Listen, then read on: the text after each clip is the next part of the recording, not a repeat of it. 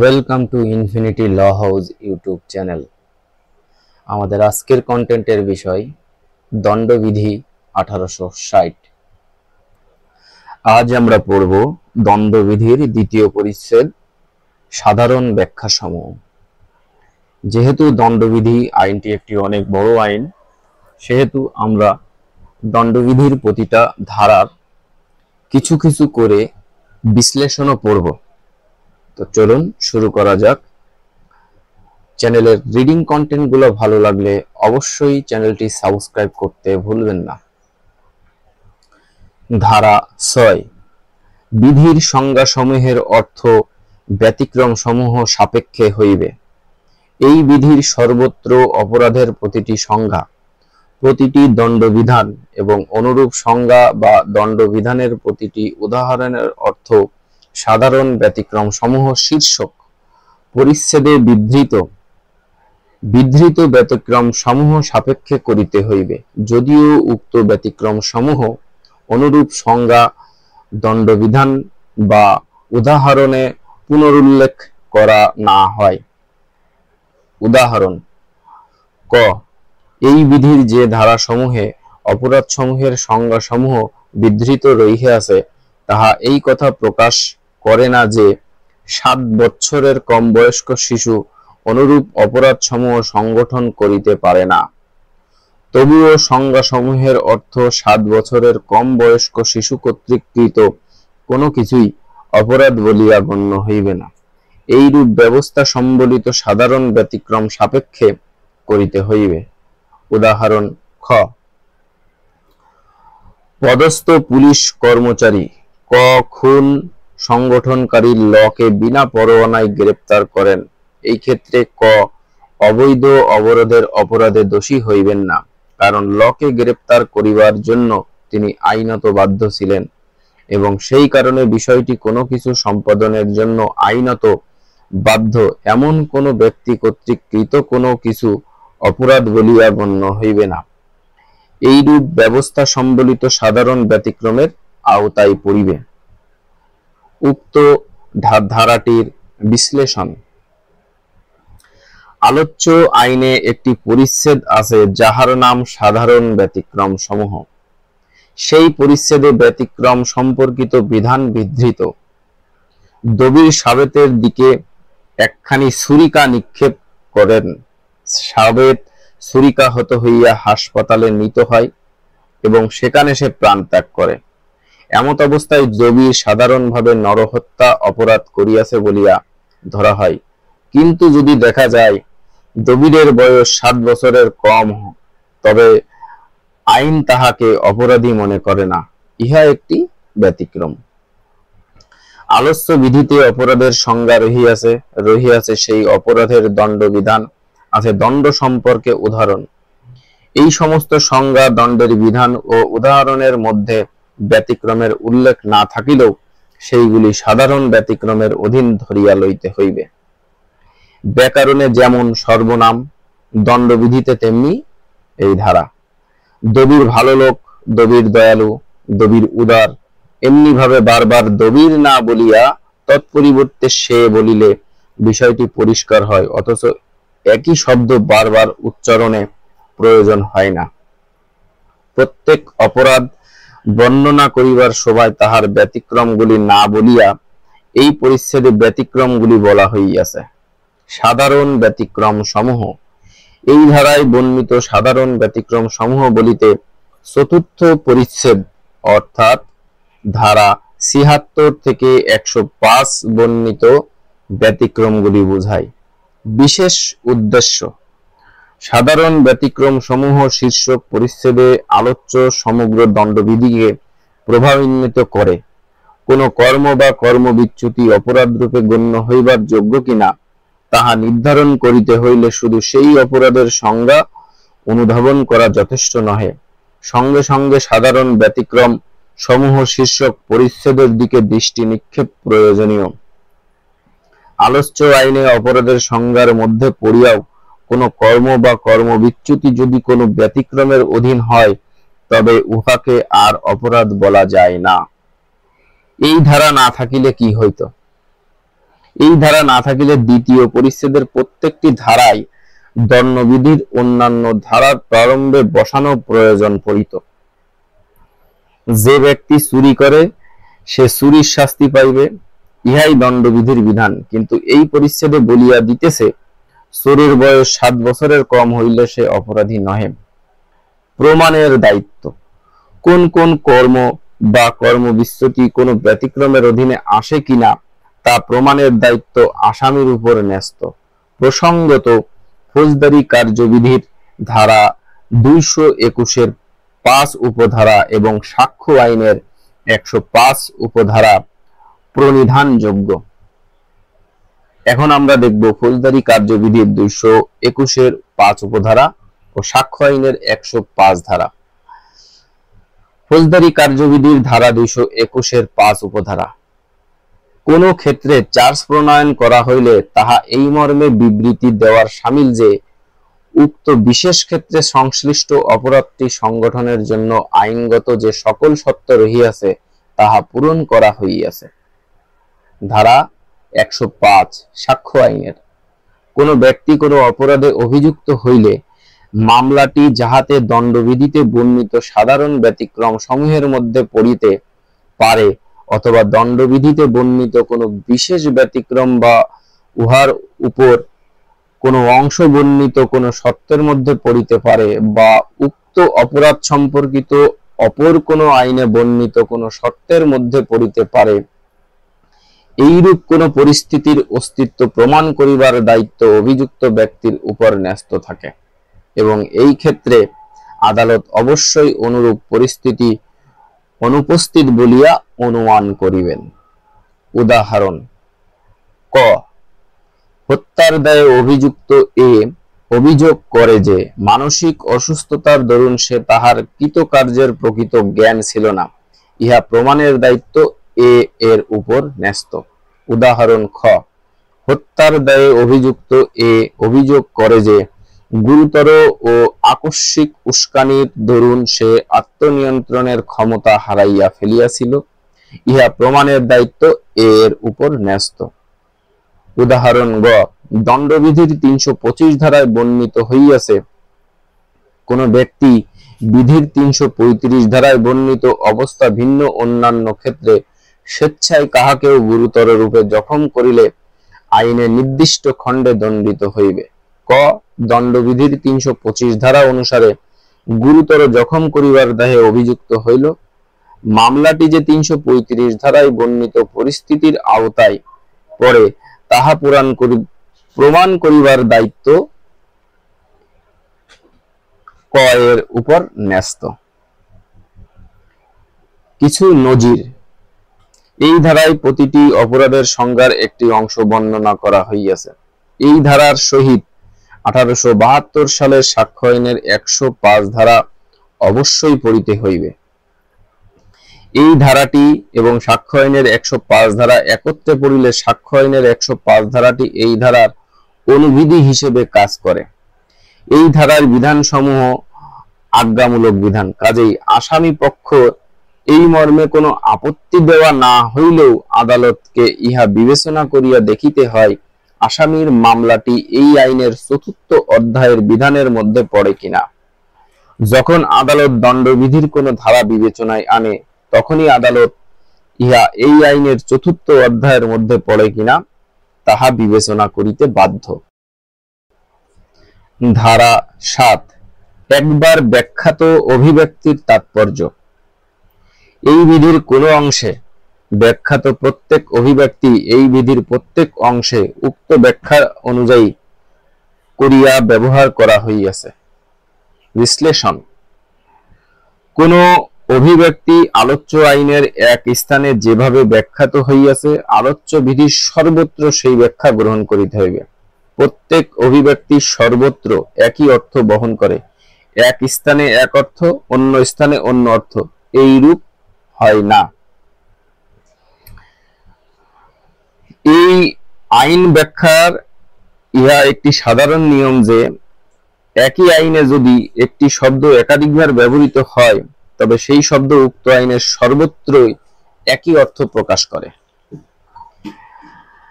আইনের যে শব্দের সংজ্ঞা, ব্যাখ্যা বা অর্থ প্রদান করা হয় নাই, সেই সমস্ত শব্দের আবিধানিক অর্থ গ্রহণ করিতে হয়। কোন শব্দ বা অভিব্যক্তির অর্থ স্পষ্ট না হইলে সদৃশ্য আইনে উক্ত শব্দ কি অর্থে ব্যবহার করা হইয়াছে তাহা বিবেচনা করা হয়। সংজ্ঞা। প্রত্যেক আইনের সংজ্ঞা থাকে, ইহার কারণ আছে। একটি শব্দ বা শব্দগুচ্ছ বা অভিব্যক্তি একাধিক অর্থ বহন করিতে পারে। সংজ্ঞা না থাকিলে এক এক বিচারক এক এক অর্থ গ্রহণ করিতে পারে, ইহা অনভিপ্রেত। ব্যাখ্যা। আইন ভাষা দ্বারা প্রকাশিত, কিন্তু ভাষার প্রকৃতি এমন যে তাহার অর্থ স্থির নয়, সেই জন্য আইনকে ব্যবহৃত শব্দের সংজ্ঞা থাকে। সেই সংজ্ঞা দ্বারা আইনের ভাষার মধ্যে স্থিরতা আনা হয়।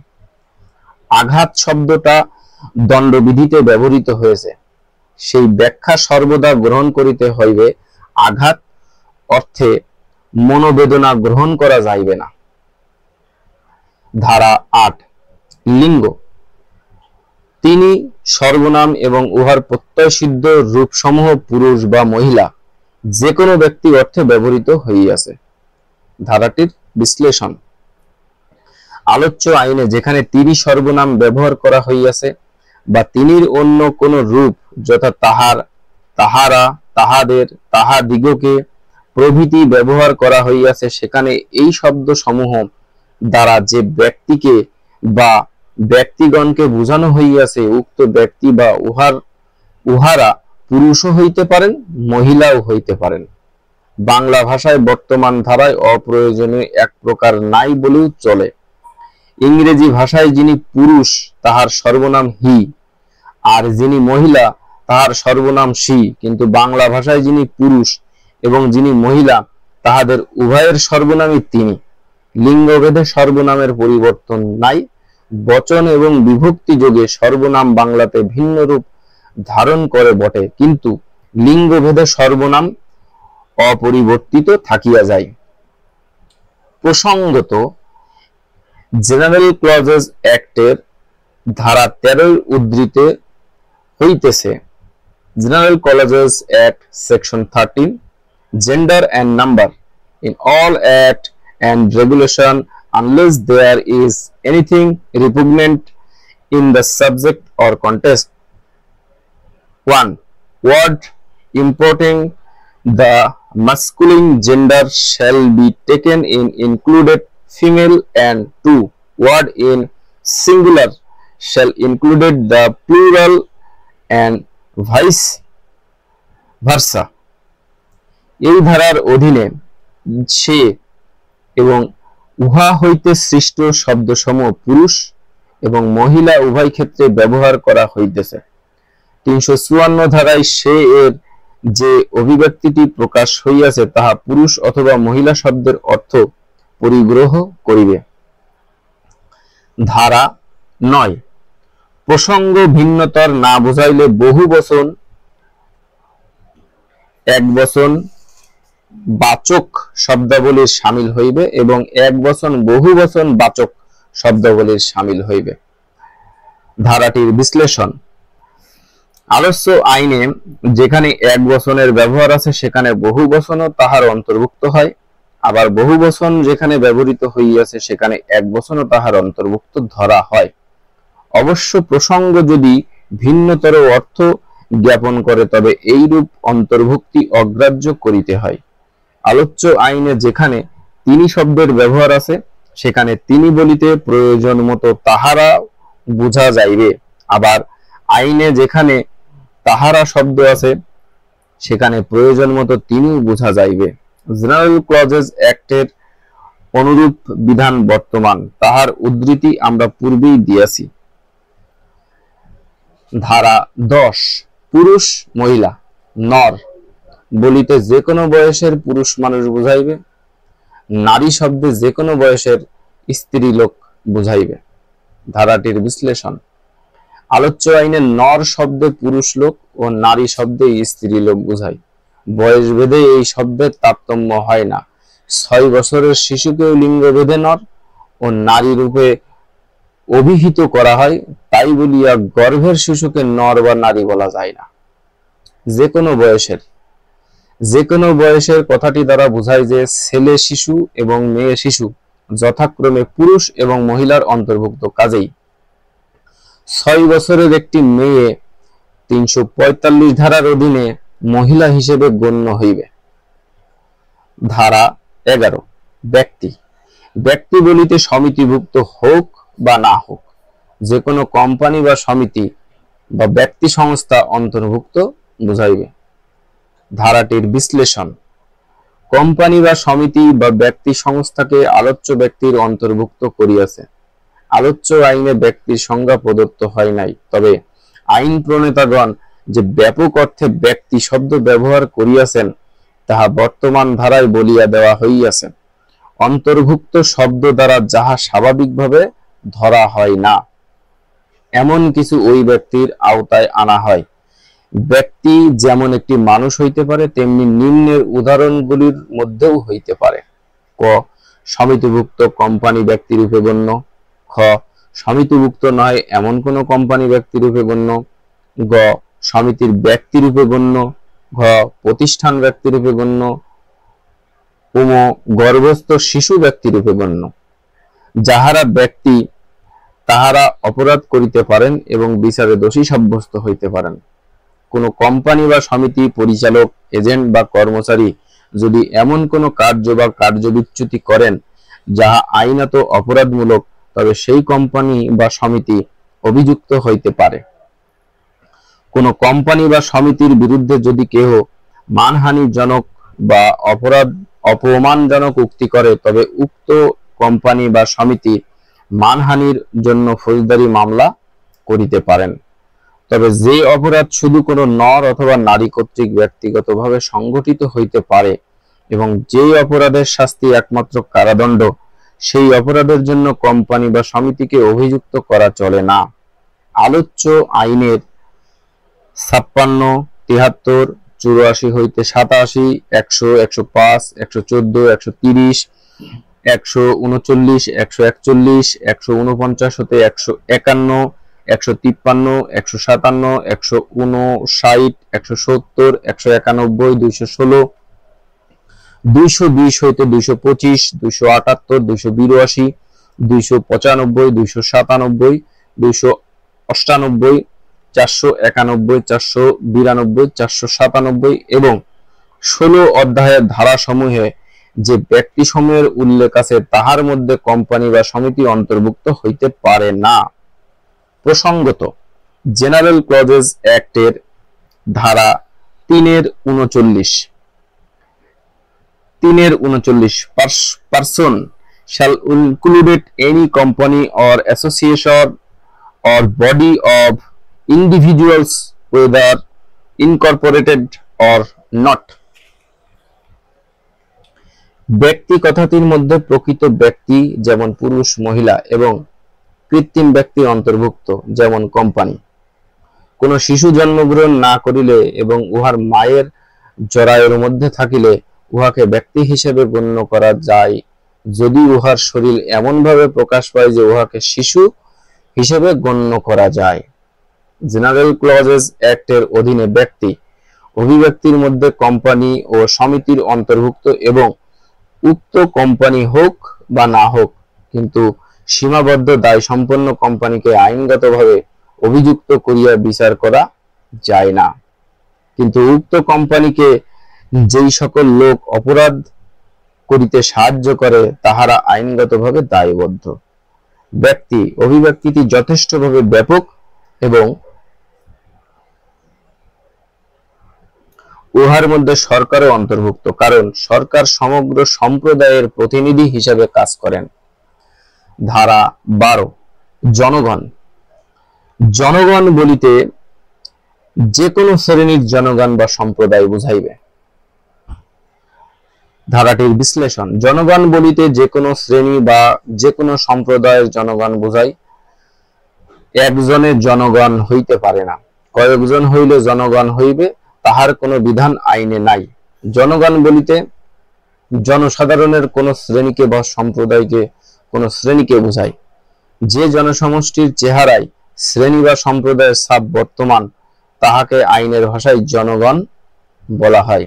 এই জনসমষ্টির সংখ্যার দিক দিয়ে ক্ষুদ্র হইতে পারে, বৃহৎ হইতে পারে। ধারা 13 বাতিল। ধারা 14 রাষ্ট্রের কর্মচারী। সরকারের কর্তৃত্বাবলে বা অধীনে বাংলাদেশে বহাল, নিযুক্ত বা নিয়োজিত প্রত্যেক সরকারের কর্তৃত্বাবলে বা অধীনে বাংলাদেশে বহাল, নিযুক্ত বা নিয়োজিত প্রত্যেক কর্মকর্তা বা কর্মচারী বুঝাইবে।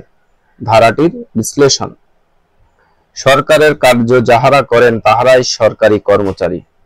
সরকার বা সরকারের কর্তৃত্বে অন্য কেহ তাহাদিগকে নিযুক্ত করেন বা বহাল রাখেন, তাহারা গণপ্রজাতন্ত্রী বাংলাদেশের কর্মচারী রূপে পরিচিত নন। যেহেতু তাহারা প্রজাতন্ত্রের কর্ম করেন, তাই তাহারা প্রজাতন্ত্রের কর্মচারী রূপে গণ্য হন। গণপ্রজাতন্ত্রী বাংলাদেশ সংবিধানের প্রজাতন্ত্র কর্ম 152 অনুচ্ছেদে সংজ্ঞায়িত হইয়াছে। উহা নিম্নরূপ: প্রজাতন্ত্রের কর্ম অর্থ অসামরিক বা সামরিক ক্ষমতায় বাংলাদেশের সরকার সংক্রান্ত যে কোনো কর্ম, চাকুরি বা পদ এবং আইন দ্বারা প্রজাতন্ত্রের কর্ম বলিয়া ঘোষিত হইতে পারে, এইরূপ অন্য কোনো কর্ম। সরকারি কর্মচারী, রাষ্ট্রের কর্মচারী ও প্রজাতন্ত্রের কর্মচারী এক ও অভিন্ন। ধারা 15-16 বাতিল। ধারা 17 সরকার। সরকার বলিতে বাংলাদেশ বা উহার কোনো অংশে কার্যনির্বাহী সরকার পরিচালনা করিবার জন্য আইন বলে ক্ষমতা প্রদত্ত ব্যক্তি বা ব্যক্তিবর্গকে বুঝাইবে। ধারাটির বিশ্লেষণ। সরকার শব্দটি ব্যাপক। ইহার দ্বারা শুধু মন্ত্রী বুঝায় না। যাহারা আইন দ্বারা নির্বাহী দায়িত্ব পরিচালনা করিতে ক্ষমতাপ্রাপ্ত হইয়াছেন, তাহারাই সরকার বলিয়া গণ্য হইতে পারেন। মনে রাখিতে হইবে যে রাষ্ট্রের বিচার বিভাগ ও আইন প্রণয়ন বিভাগকে সরকার বলা যায় না, শুধুমাত্র নির্বাহী বিভাগকে সরকার বলা যায়। আইন প্রণয়ন ও বিচার এই দুই দায়িত্ব বাদ দিয়া রাষ্ট্রের অবশিষ্ট দায়িত্বকে নির্বাহী দায়িত্ব বলে। খাস মহলে পরিচালক হিসেবে কালেক্টরকে বর্তমান ধারা অনুযায়ী সরকার বলা যায়। ধারা 18 বাতিল। ধারা 19 জজ। জজ বলিতে কেবল সরকারিভাবে জজ আখ্যা প্রদত্ত প্রত্যেক ব্যক্তিকেই বুঝাইবে না, বরং যে কোনো আইনগত কার্য ব্যবস্থায় দেওয়ানি বা ফৌজদারি যাহাই হোক, চূড়ান্ত রায় বা আপিল না করা হইলে চূড়ান্ত গণ্য হইবে, এইরূপ রায় বা অন্য কোনো কর্তৃপক্ষ কর্তৃক সমর্থিত হইলে চূড়ান্ত গণ্য হইবে, এইরূপ রায় প্রদান করিবার জন্য আইন বলে ক্ষমতা প্রদত্ত প্রত্যেক ব্যক্তি অথবা অনুরূপ রায় প্রদান করিবার জন্য আইন বলে ক্ষমতা প্রদত্ত যে কোনো ব্যক্তি সংস্থাভুক্ত ব্যক্তিকে বুঝাইবে। উদাহরণ: ক 1859 সালের 10 নং আইনের অধীন কোন মামলার এখতিয়ার প্রয়োগকারী কালেক্টর জজ বলিয়া গণ্য হইবেন। উদাহরণ: খ যে কোনো অভিযোগ সম্পর্কে এখতিয়ার প্রয়োগকারী কোন ম্যাজিস্ট্রেট যাহার আপিল সহকারে বা ব্যতিরেকে অর্থদণ্ড বা কারাদণ্ডাজ্ঞা দানের ক্ষমতা রহিয়াছে, তিনি জজ বলিয়া গণ্য হইবেন। উদাহরণ: গ যে কোনো অভিযোগ সম্পর্কে অধিক্ষেত্রে প্রয়োগকারী যে ম্যাজিস্ট্রেট কেবল অভিযোগটি অন্য কোনো আদালতে বিচারের জন্য প্রেরণের ক্ষমতা রহিয়াছে, তিনি জজ বলিয়া গণ্য হইবেন।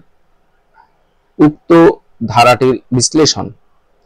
আলোচ্য ধারায় জজ বলিতে কাহাকে বুঝায় তাহার সম্যক বর্ণনা দেওয়া হইয়াছে। জজ বলিতে নিম্ন বর্ণিত ব্যক্তিবর্গকে বুঝায়। ক সরকারিভাবে জজ আখ্যায়িত ব্যক্তিকে জজ বুঝায়।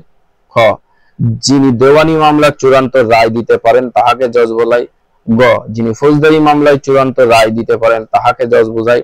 ঘ যাহার রায় আপিল না করা হইলে চূড়ান্ত গণ্য হয় তাহাকে জজ বোঝায়। উম যাহার রায় কর্তৃক সমর্থিত হইলে চূড়ান্ত গণ্য হয় তাহাকে জজ বলা হয়। চ যিনি পূর্ব বর্ণিত রায় প্রদান করিবার জন্য ক্ষমতাপ্রাপ্ত কোন সংস্থার সদস্য তাহাকে জজ বলা হয়। নিম্ন বর্ণিত ব্যক্তিগণ সাধারণভাবে জজ বলিয়া আখ্যায়িত। 1 সুপ্রিম কোর্টের জজ, 2 দায়রা জজ, 3 জেলা জজ, 4 অতিরিক্ত দায়রা জজ, 5 অতিরিক্ত জেলা জজ, 6 সহকারী জজ, সহকারী দায়রা জজ এবং 7 সাব জজ, যেটাকে বলা হয় যুগ্ম জজ। যিনি আইনানুগ কার্যব্যবস্থার রায় প্রদান করেন তাহাকে জজ বলা হয়। আইনানুগ কার্যব্যবস্থা বলিতে সেই কার্যক্রম বোঝায় যাহা আইন বা বিধির দ্বারা নিয়ন্ত্রিত। আলোচ্য আইনের বর্তমান সংজ্ঞা এবং দেওয়ানি কার্যবিধির সংজ্ঞা এক নহে। দেওয়ানি কার্যবিধির সংজ্ঞার জন্য সেই আইনের 2-8 ধারা দ্রষ্টব্য। ম্যাজিস্ট্রেট, বাংলাদেশের ম্যাজিস্ট্রেট অনেক কাজ করিয়া থাকেন। রিলিফ বিতরণ হইতে আরম্ভ করিয়া কোনো ঘটনা তদন্ত পর্যন্ত তাহার কাজের পরিধি বিস্তৃত। এই সকল ক্ষেত্রে তিনি জজ নহেন। যখন তিনি ফৌজদারি মামলা বিচার করেন তখন তিনি জজ। উপজেলা নির্বাহী অফিসার, যেহেতু তাহার বিচারের ক্ষমতা নাই তাই তিনি জজ নহেন। আইনগত কার্যক্রম, আইনগত কার্যক্রম দ্বারা এমন কার্যক্রমকে বোঝায় যাহা আইন দ্বারা নিয়ন্ত্রিত হয় এবং যাহাতে বিচার বিভাগীয় সিদ্ধান্ত দেওয়া হয়। দণ্ডবিধির 19 ধারার অধীন কোন সালিস বিচারক হিসেবে গণ্য হয় না, কাজেই তাহারা সালিস সম্পর্কীয় কার্যবলীর জন্য সরকারি কোনো অনুমোদনের প্রয়োজন হয় না। সুনির্দিষ্ট রায় ঘোষণা, সুনির্দিষ্ট রায় ঘোষণা আদালতের আবশ্যকীয় উপাদান এবং যতক্ষণ না বাধ্যকর এবং ক্ষমতা সম্পন্ন রায় কোনো ব্যক্তি ঘোষণা করিতে পারেন ততক্ষণ তাহাকে আদালত হিসেবে গণ্য করা যায় না। বিচারকগণ যখন শুধু প্রশাসনিক কার্যাদি পরিচালনা করেন তখন তাহাকে বিচারালয় হিসেবে গণ্য করা যায় না। 1850 সালের 37 নং আইনের অধীন কোন কমিশনার নিয়োগ হইলে তিনি আদালত নহেন। খাজনা নিয়ন্ত্রক আপিল কর্তৃপক্ষ হিসেবে যখন কাজ করেন তখন তাহার নিকট গৃহীত ব্যবস্থা সমূহে তিনি বিচার সম্বন্ধীয় সিদ্ধান্ত দেন বলিয়া গণ্য হয়। এই দৃষ্টিকোণ হইতে তাহারা শুধুমাত্র আদালত হিসেবে গণ্য হন না, হইয়া 20 ধারার অধীন বিচারালয় হিসেবে গণ্য হয়।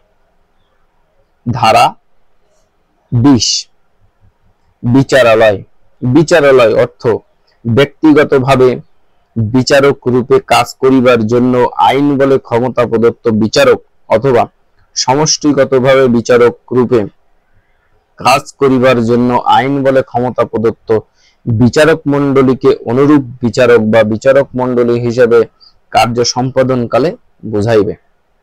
ধারাটির বিশ্লেষণ, বিচারালয় বলিতে যাহা বোঝা যায় তাহার বর্ণনা এই ধারায় প্রদত্ত হইয়াছে। যেমন ক, যিনি একা বিচার করেন এবং বিচার করিবার জন্য যিনি ক্ষমতাপ্রাপ্ত তাহাকে বিচারালয় বলা হয়। খ, যখন কোন বিচারক মণ্ডলী বিচার করেন এবং উক্ত বিচারের ক্ষমতা যখন তাহারা আইন বলে প্রাপ্ত হইয়াছেন তখন উহাকে বিচারালয় বলা হয়। বিচারালয় বলিতে কোনো স্থান বা ইমারত বোঝায় না।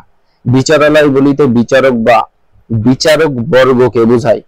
বিচারক বর্গকে যে সময় বিচার কার্য করেন না তখন তাহারা বিচারক নহেন। প্রসঙ্গত সাক্ষ্য আইনের 3 ধারা দ্রষ্টব্য। আদালত বলিতে সকল জজ, ম্যাজিস্ট্রেট এবং সালিস ব্যতীত সাক্ষ্য গ্রহণের আইনসঙ্গত ক্ষমতাপ্রাপ্ত সকল ব্যক্তিকে বোঝায়। ধারা 21 সরকারি কর্মচারী। সরকারি কর্মচারী বলিতে অতঃপর উল্লেখিত বর্ণনা সমূহের যে কোনটির অধীন যে কোনো ব্যক্তিকে বুঝাইবে, যথা প্রথমত বাতিল, দ্বিতীয়ত বাংলাদেশের সামরিক, নৌ বা বিমান বাহিনী সমূহের প্রত্যেক কমিশন প্রাপ্ত অফিসার, তৃতীয় প্রত্যেক জজ বলিতে সেই ব্যক্তি যিনি একাকী বা কোনো ব্যক্তি সমষ্টির একজন সদস্য রূপে বিচার কার্য করিবার জন্য আইন দ্বারা ক্ষমতাপ্রাপ্ত অন্তর্ভুক্ত হইবে। চতুর্থ বিচারালয়ে এমন প্রত্যেক পদস্থ কর্মচারী যাহার কর্তব্য হইতেছে অনুরূপ পদস্থ কর্মচারী হিসাবে আইন বা তথ্য সংক্রান্ত যে কোনো বিষয় সম্পর্কে তদন্ত করা বা রিপোর্ট প্রদান করা বা যে কোনো দলিল প্রণয়ন করা, প্রমাণীকৃত করা বা সংরক্ষণ করা কিংবা যে কোনো সম্পত্তির দায়িত্ব গ্রহণ করা বা উহার বিলিবন্দেশ করা অথবা যে কোনো বিচার বিভাগীয় পরোয়ানা কার্যকরী করা বা যে কোনো শপথ কার্য পরিচালনা করা বা ব্যাখ্যা দান করা বা আদালতের শৃঙ্খলা রক্ষা করা এবং অনুরূপ কর্তব্য সমূহ সম্পাদনে করণার্থ কোন বিচারালয় কর্তৃক বিশেষভাবে ক্ষমতাপ্রাপ্ত প্রত্যেক ব্যক্তি। পঞ্চমত, কোন বিচারালয় বা সরকারি কর্মচারীকে সহায়তাকারী প্রত্যেক জুরি, অ্যাসেসর বা পঞ্চায়েতের সদস্য। ষষ্ঠত, এইরূপ প্রত্যেক মধ্যস্থতাকারী বা অন্য কোনো ব্যক্তি কোন বিচারালয় বা অন্য কোনো যোগ্যতা সম্পন্ন সরকারি কর্তৃপক্ষ কর্তৃক যাহার নিকট কোনো সদস্য বা বিষয় সিদ্ধান্ত বা রিপোর্টের জন্য প্রেরণ করা হইয়াছে। সপ্তমত, যে পদাধিকার বলে কোনো ব্যক্তি বিশেষ কোনো ব্যক্তিকে আটক করিতে বা রাখিতে পারেন অনুরূপ পদে সমাসীন প্রত্যেক ব্যক্তি। ষষ্ঠমতে, সরকারের এমন প্রত্যেক পদস্থ কর্মচারী অনুরূপ পদস্থ কর্মচারী হিসেবে যাহার কর্তব্য হইতেছে অপরাধ সমূহ নির্ধারণ করা, অপরাধ সমূহের সম্পর্কে তথ্য সরবরাহ করা, অপরাধকারীকে বিচারাধীনে আনা এবং জনগণের স্বাস্থ্য, নিরাপত্তা ও সুযোগ সুবিধা সংরক্ষণ করা। নবমত, এমন প্রত্যেক পদস্থ কর্মচারী অনুরূপ পদস্থ কর্মচারী হিসেবে যাহার কর্তব্য হইতেছে সরকারের পক্ষে যে কোনো সম্পত্তি নেওয়া, গ্রহণ করা, রক্ষণ করা বা ব্যবহার করা, অথবা সরকারের পক্ষে কোনো জরিপ কার্য, নিরূপণ কার্য বা চুক্তি সম্পাদন করা, অথবা যে কোনো রাজস্ব প্রক্রিয়া কার্যকরী করা, অথবা সরকারের অর্থনৈতিক স্বার্থ সমূহ খর্বকারী যে কোনো বিষয় সম্পর্কে তদন্ত অনুষ্ঠান বা রিপোর্ট প্রদান করা, অথবা সরকারের অর্থনৈতিক স্বার্থ সমূহ সংক্রান্ত যে কোনো দলিল প্রণয়ন করা, প্রমাণীকৃত করা, সংরক্ষণ করা, অথবা সরকারের অর্থনৈতিক স্বার্থ সমূহ রক্ষণাকল্পে যে কোনো আইন লঙ্ঘন নিবারণ করা। দশমত, এমন প্রত্যেক পদস্থ কর্মচারী অনুরূপ পদস্থ কর্মচারী হিসাবে যাহার কর্তব্য হইতেছে যে কোনো গ্রাম, শহর বা জেলায় যে কোনো লোকায়ত সাধারণ উদ্দেশ্যে যে কোনো সম্পত্তি নেওয়া, গ্রহণ করা, রক্ষণ করা বা ব্যয় করা, যে কোনো জরিপ কার্য, নিরূপণ কার্য বা সম্পাদন করা, বা যে কোনো অভিকর বা কর ধার্য করা, অথবা যে কোনো গ্রাম, শহর বা জেলায় জনগণের সত্ত্ব সমূহ নির্ধারণের উদ্দেশ্যে যে কোনো দলিল প্রণয়ন করা, প্রমাণীকৃত করা বা রক্ষণ করা। একাদশতম, কোন পদে সমাসীন এমন প্রত্যেক ব্যক্তি যাহাতে উক্ত পদাধিকার বলে কোনো ভোটার তালিকা প্রস্তুত, প্রকাশ, সংরক্ষণ, সংশোধন করিবার জন্য বা কোনো নির্বাচন বা কোনো নির্বাচনের অংশবিশেষ পরিচালনার জন্য ক্ষমতা প্রদত্ত করা। উদাহরণ, পৌর কমিশনার একজন সরকারি কর্মচারী। দ্বাদশতম, প্রত্যেক ব্যক্তি ক যিনি সরকারি চাকরিতে নিযুক্ত বা বেতনভোগী বা কোনো সরকারি কর্তব্য সম্পাদন বাবদ ফি বা কমিশনের মাধ্যমে পারিশ্রমিক গ্রহণকারী। খ যিনি স্থানীয় কর্তৃপক্ষ, কর্পোরেশনের আইন দ্বারা বা আইনের অধীনস্থ স্থাপিত সংস্থা বা কর্তৃপক্ষ বা ফরম বা কোম্পানি যাহার মূলধন বা অংশে সরকার অধিকার রহিয়াছে বা সত্ত্ব বর্তাইয়াছে। ব্যাখ্যা। ১. সরকার কর্তৃক নিযুক্ত হোক বা না হোক উপরোক্ত সংজ্ঞাসমূহের যে কোনোটির অন্তর্ভুক্ত ব্যক্তিগণ সরকারি কর্মচারী রূপে গণ্য হইবেন। ব্যাখ্যা ২.